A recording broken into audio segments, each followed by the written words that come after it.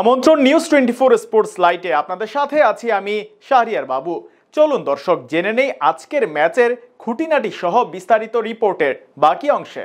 চেন্নাইয়ের পানির দামে মুক্তা হয়ে আছে মুস্তাফিজুর রহমান। সময়টা ভালো যাচ্ছে না শিবম দুবের। টি-20 বিশ্বকাপের জন্য ভারতীয় দলের সুযোগ পাওয়ার পর দুটি ম্যাচে প্রথম বলে 0 রানে আউট হলেন শিবম দুবে। বড় রান করতে পারেননি অধিনায়ক ঋতুরাজ গায়কোয়াড়ও।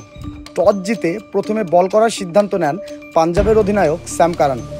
আরও একটি ম্যাচে ওপেন করতে নেমে ব্যর্থ আজিঙ্ক্য রাহানে 9 রান করে আর্শদীপ সিংহের বলে আউট হন তিনি।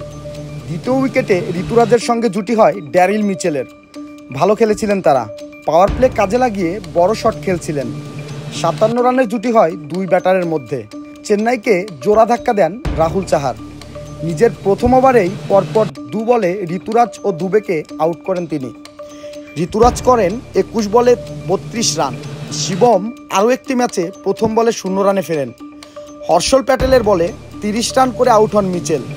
মঈন আলী ও রবীন্দ্র জাদেজার মধ্যে জুটি হলেও রানের গতি খুব একটা বেশি ছিল না।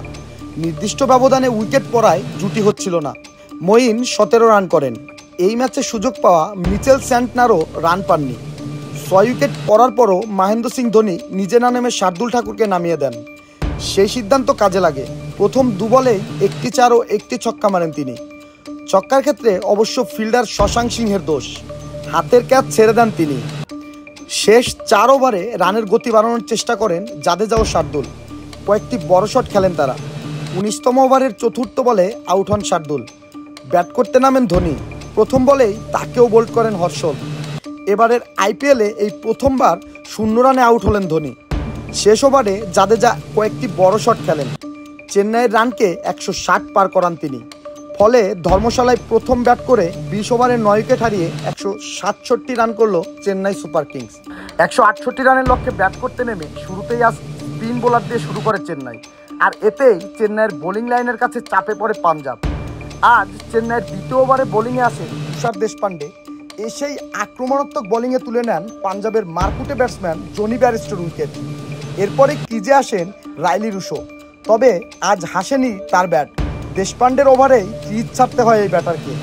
এরপরে শশাঙ্ক ও পারভাসিরান সিং এই দুজনে মিলে দারুণভাবে দলকে এগিয়ে নিয়ে যেতে থাকে। তবে সেটাও বেশি সময়ের জন্য ধরে রাখতে পারেনি।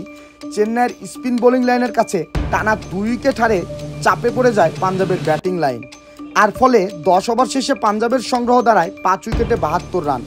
এরপরেই চেন্নাইয়ের নিয়ন্ত্রিত বোলিংয়ের কাছে অসহায় হয়ে পড়ে পাঞ্জাব।